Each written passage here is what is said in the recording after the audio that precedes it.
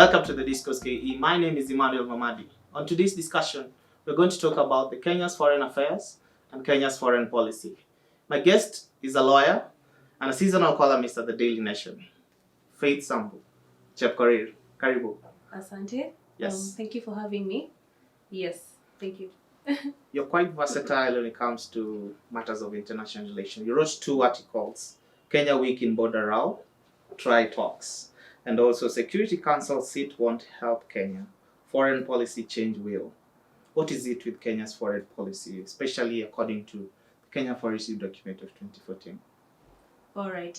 So, first of all, I wrote those 2 articles because it was a reactionary response. It's because for the first article, I thought that Kenyans were not well aware about the case, did not understand the case, because I had seen an article by an opinion article by someone, and he was talking about it in a wrong way. So I did the first article to sort of give a background and clarify things. For the second article, it was in response to Kenya's successful bid for the non-permanent seat in the Security Council. So because it's a non-permanent seat, the Security Council is made up of 15 members, and 5 of them are permanent members of the Security Council. Yes. That means they also have a veto power. And we were coming in as a non-permanent member.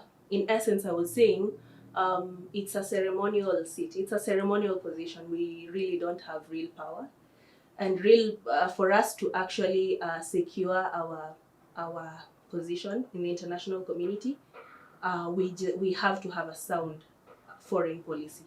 Now that you talked about, I will get much into the gist of all that. How do you paint Kenya's foreign policy and its effectiveness as of now in Africa and above the world?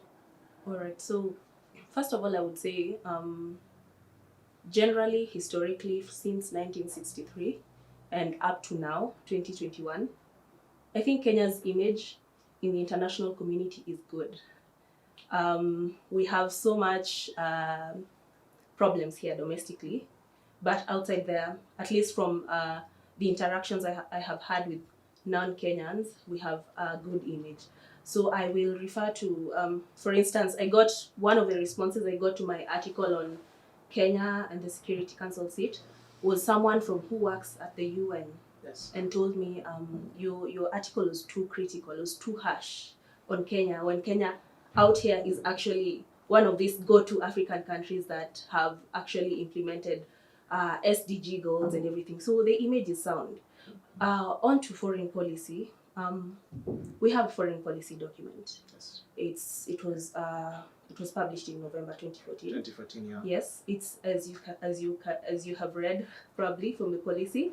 It's the first time we actually put it into writing. So previously, our foreign policy was really unwritten, right? Yes. So this is the first time we consolidated everything. We decided on, yes, these are our pillars. We have 5 pillars in the policy document, and we have our own objectives. So they put it into paper. Yes. And I think, and this is also what I said in the article, well, it's a good move. It's good to have an official document. But with our conduct, I think our document is more theoretical than it is practical. Okay. The document focuses more on good relations, especially with the neighbors. Now let's get into the Kenya-Somali tussle that has been there for quite a while due to the maritime case that's been going on. What would you make of this, the Kenya-Somali tussle? Well, our current tense relations with Somalia is definitely as a result of the case, right? Because now Kenya says this is the boundary. We want the boundary to be parallel to the latitude, and Somalia wants it to be an equidistant line. And this tussle actually began in 2014. Yeah. In 2009. Now the thing is, the law of the sea, yes, is the international convention which Kenya and Somalia are party to, right? Yes. And it decides, it governs the relations between states as regards the sea. And because states that border the sea will naturally have conflicts over how much of the sea they control, the law of the sea is there to sort of establish boundaries as regards the sea, like up to which point is considered the territory of Kenya, to which point is considered the territory of Somalia, for example. Now, the law of the sea says that when delimiting a maritime boundary, or it's called delimitation, delimiting a maritime boundary, two adjacent states have to sit down and come up with an agreement, and to decide on how they're going to decide on their sovereignty as regards the sea. This did not happen in the case of Kenya and Somalia. There was no agreement. When Kenya declared its own delimitation of the sea, which in 2014 brought problems because Kenya was trying to extend its continental shelf. When it comes to the sea, there are different maritime zones. So, for example, there's the territorial sea, which is supposed to be part and parcel of a country's territory, and then there's the exclusive economic zone. It's this part of the sea where a country has sovereign rights. So sovereign rights as regards fishing, yes. Right? Yes. And then down, where there's the seabed. Yes. That's called the continental shelf, right? Yeah. And Kenya the law of the sea allows a state to extend its continental shelf by 150 nautical miles. Yes. So Kenya wanted to extend it in 2009. And it recognized at that time that there was no boundary between it and Somalia. So what the government did was to sit down with Somalia, came up with an MOU saying you will not oppose our application to extend, and then we will delimit our boundary later through agreements. So when this application was submitted, and then in 2014, Somalia objected. So normally you apply to a commission called the Commission on the Limits of the Continental Shelf, the CLCS. And when a country objects, then the commission cannot continue considering the application because there's an objection. So Somalia said, wait, we have never delimited our boundary. We don't even know a boundary for Kenya to begin extending. There's no boundary. So when Somalia objected, they started sitting down for talks. And the last talk in August was supposed to be in Mogadishu. Kenyans did not attend that talk. They stood up the Somalis. Now this is in 2014. This is now in 2014. Is that what instigated them to institute the ICJ? Yes. Almost 10 days later or a week later, Somalia filed a case at the ICJ. Yes. Now, because Somalia, in essence, has a strong case, because our Acts of Parliament, the Maritime Zones Act, for example, stipulates that our boundary with Somalia will be delimited by agreement and published in the Kenya Gazette. Yeah. We delimited the boundary unilaterally. So one of the reasons Somalia has a strong case is because we acknowledged in the MOU of 2009, we acknowledged it in the Maritime Zones Act that we were going to get into an agreement with Somalia considering the maritime boundary. And this is why Kenya is worried about the case. This is why Kenya has been trying to delay the case. So does that mean that the prognosis of the case suggests that Kenya is likely to lose the case? Yes. So what becomes of Kenya if it loses this case? That will really depend on the terms of the judgment. Well, what will the judgment really entail? Because Somalia's questions to the ICJ. Somalia is asking the ICJ to determine the single maritime boundary, as regards the territorial sea, the exclusive economic zone, and the continental shelf, right? Yeah. That's the first thing. And then the second thing, it's telling the ICJ to actually determine the exact coordinates delimiting that maritime boundary. So which seems that Kenya doesn't have a chance to it. Well, I will say the likelihood of Somalia, I'll say Somalia has a strong case. That is what I will say. Somalia has a strong case. So if the court delimits the boundary and cuts part of what we know as our sea, currently, what we know as part of our sea, if it actually says part of it belongs to Somalia, then we have to follow the judgment of the ICJ, because remember, even in the foreign policy document, we're Yes. saying our sources, what we rely on in our international law principles, international norms. We are law-abiding. We are internationally law-abiding. We are a law-abiding country, right? Yes. So going against this decision will even, in essence, be going against what we have stated in our foreign policy document. Yes. What implications will it have on Kenya? Because we've seen countries go against the decisions of the ICJ. We saw in 1986 the case of America and Nicaragua, and also we saw the case of China and the China Sea going against the decisions of the ICJ. What implications could it have to Kenya when it comes to foreign policy? If we go against, I think going against the decision of the ICJ for Kenya is quite tricky, because the countries you have just stated are powerful countries. They are permanent members of the Security Council. You know, the Security Council is actually charged with enforcing ICJ decisions, right? Yes. So if the ICJ issues a decision today, and then one country is not complying, and they will ask the Security Council to help them out, yes. Right? And in the Security Council, we have the 5 permanent members. We have the US, China, France, the UK, and Russia. Yes. Yeah. So now, just to move away from the case of the ICJ, you've talked quite lengthy about it. Yes. Now, does it have anything to do with expelling of the diplomats in Kenya, especially because we saw there were diplomats that were expelled in Somalia. And now, also coming back, we saw the government actually denied it, saying that the reason for the closure, now coming to the closure of the camps, Kakuma and Dadaab, and the Ministry of Interior Cabinet Secretary actually, he said that it was due to security. Now, does it have anything to do with this maritime case that's been going on, in your own opinion? Authoritatively, there's no official statement from the government, yes, saying this has to do with the case, but speculations and the circumstances surrounding this sudden tension between Kenya and Somalia dictates that it could have something to do with the case. Somalia is saying, so when Somalia cut off diplomatic ties with Kenya, it stated interference. Somalia says Kenya is interfering in our internal affairs. Yes. Yeah. Remember Farmajo, there was supposed to be an election in February that was pushed. Yes. And I think Kenya wants to interfere in both the federal, you know, Somalia is made up of federal states, right? Yes. They want to interfere in these, and they want to interfere with the main election. And one of the things that sort of annoyed President Farmajo was when Kenya met with the Jubaland. Somaliland. Yes, Somaliland.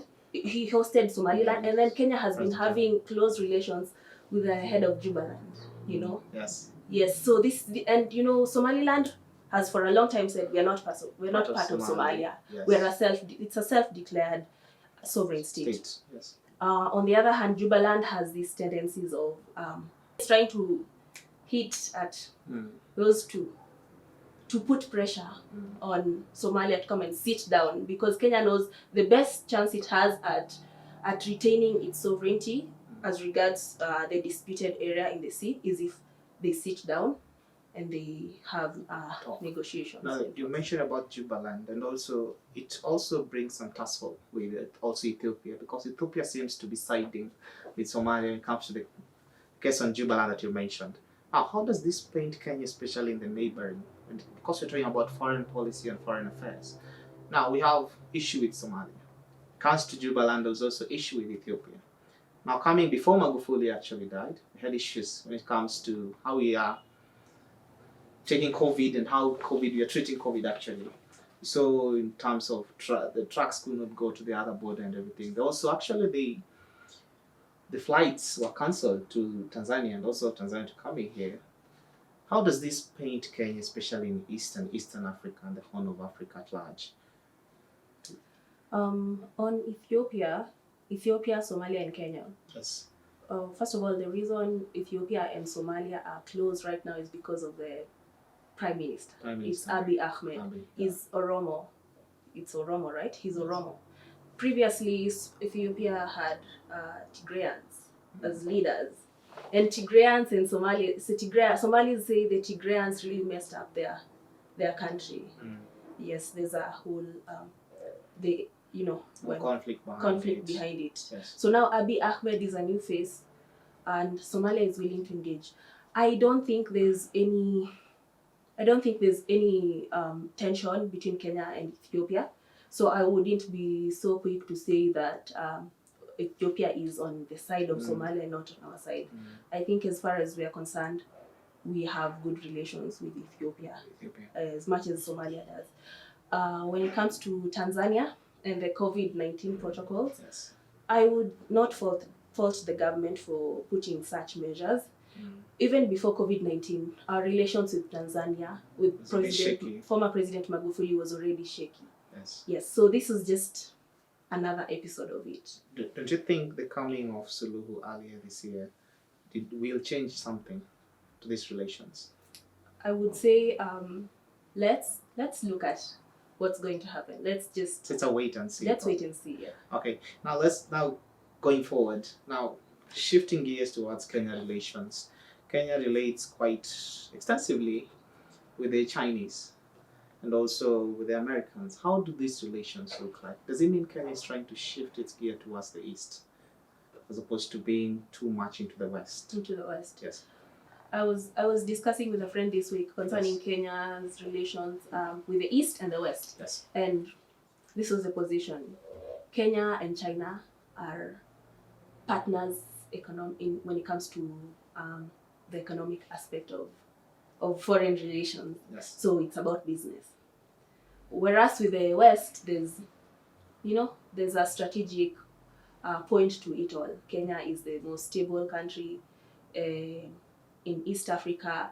It has in the past dispatched its soldiers to go and for peacekeeping missions. Yeah. Yes. So I don't think we have shifted entirely. I think we have a way of, and I think I said this in my article. Yes. We really don't. We are just there. We are there. We are not.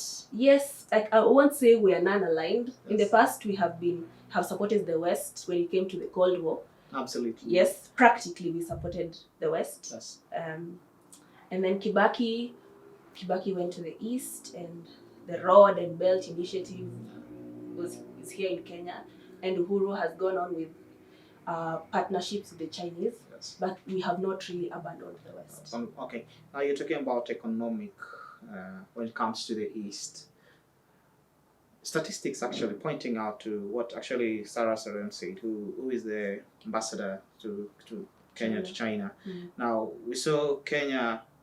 It has a debt of 56.099 billion actually, and we saw the export and the import. It's quite imbalanced. There's too much when it comes to import of Chinese goods. Yes. Compared to the export we do in China. Yes. How practical is this when it comes to business? Because it looks a bit imbalanced to me. Yeah, it's a one-sided affair. Yeah. It's about really the Chinese furthering their own business interests. It's not the other way around. It's not. Yes. We are not on equal footing at all with China. As you said, the exports, I think our exports are at 6 billion, 6 yes. or 7 billion. And the Chinese imports to Kenya are at the hundreds, yes. right? Actually, we are at 139 million yes. when it comes to imports. Yes. And China is at 5.41 billion. Yes, it's an imbalanced relationship, and my worry with this is that we are slowly chipping away our sovereignty to China. And remember, this is why when COVID-19 hit, and Kenyans and Africans generally were complaining about how the Chinese were treating them, and some of them were sleeping on the streets and everything. So many of them called the Kenyan consulate, yes. the Kenyan embassy for help, but we said nothing, And yet, in our foreign policy document, we talk about how the diaspora is so important. In fact, the diaspora is one of the pillars of Kenya's foreign policy. It's one of the 5 pillars. But yet, when they needed us most, they needed the government most, it was not there for them. It has a lot to do with the fact that we have an imbalanced relationship with China. They have, by far, a very high bargaining power. Okay. Yes. Now moving on to you mentioned about Kibaki moving to the east. How would you compare Kibaki's foreign policy with the current president, Uhuru Kenyatta? How would you compare the two foreign policies? Foreign policies. Yes. I think foreign policies, as much as presidents are concerned, is a private affair. Is a personal affair. Today I am in power, and but they're state actors, So yes, they're state actors. They're state actors indeed. Yes. But at the end of the day, do you really think, as Kenyans, we have ever sat down and this is our foreign policy document, and this is everything we are and every president. Why I'm saying it's a personal affair is because of the way it's been changing. From Jomo Kenyatta was very close to the west. We went west. Moi was also close to the west. We went west, and that's why throughout his dictatorial reign, the US never really said anything. Yes. Kibaki went to the east because for so long the west had supported his opponents, and Uhuru is in the east. Was in the east first because of the ICC cases. He was fathering it. It's the West who are saying, yes, let's comply with what the ICC is saying. Let's do these trials. So are you implying it's more of a personal agenda? To me, it is more of a personal agenda. Okay. Yeah. Okay, thank you so much for that. Now, let's talk about the Kenya's debt as we finish now. We also come to Kenya's position in the UNSC. The Kenya's debt, we see about the IMF, and we saw an article on the other day on the dailies about IMF coming in and also trying to take part when it comes to the shrinking of departments, especially in the University of Nairobi.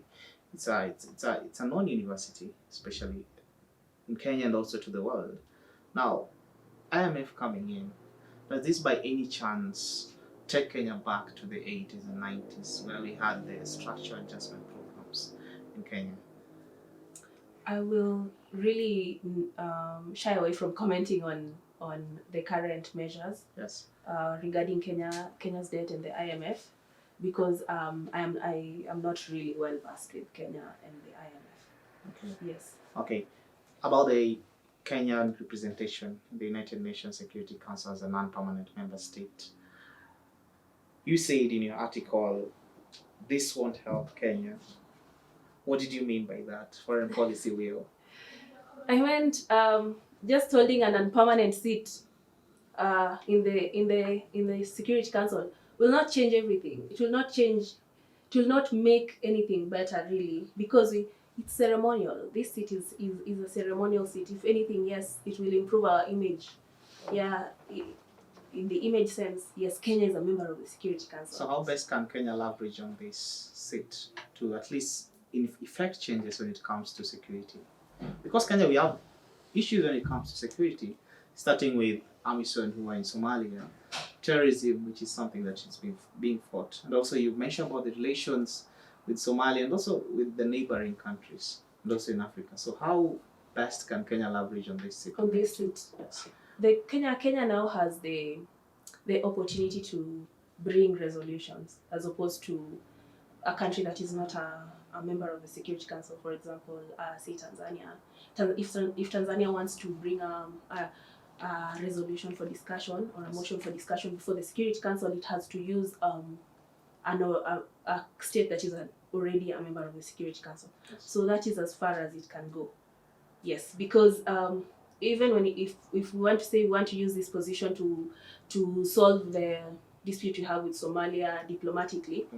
Somalia will still use other countries that are already in the Security Council to further their own interests. Yeah. That is why I said it's not really a powerful position for us. It's powerful for China. It's powerful for the US. They call the shots. Okay. Yeah. Talking of calling the shots, what does the Kenya's foreign policy look like in the future? Perhaps in the future, or it should be kind of present. What does Kenya's foreign policy look like? It's really hard to tell. It's really hard to tell. It's like, I think Kenya is, I would compare Kenya to water. Mm-hmm. You put water in the bottle, it takes the shape of the water. Takes the shape of the bottle. I think this was, there's this, who is one of these movie stars, action movie stars said something about the water. I think Kenya will go with the flow, and we are not intentional. That is what I will say. We have a foreign policy document, but we are not intentional. It's just that's just it. So going forward, I would say that we should actually get serious with our foreign policy. Sit down, implement, review. The foreign policy document talks about monitoring and reviewing the policy and monitoring it. I don't think that has been done, or at least if it has been done, it has not been shared with the public. So we need to do that. We need to ensure that diplomatic appointments are actually professional. It shouldn't be a matter of appointing someone who supported you during elections. We have to be very intentional. That will have implications on even the international agreements we get into, because if we have competent people, then our position, our policies will be sound, and we will make the most out of it economically, politically, in the peace and security area. What I will say is that as it stands out there, in the international community, Kenya still has a good image, yeah, and out of circumstance, out of how we have always been there to support peacekeeping missions and everything. So we have a good image out there, but we need to be intentional. If we are intentional in our foreign policy, if we are not careless, if we were intentional, we would have avoided the case with Somalia. We would have avoided so many of these things that have been a consequence of the case with Somalia. So yes, that is what I will say. Chepkorir Sambu, thank you so much for coming to the discourse.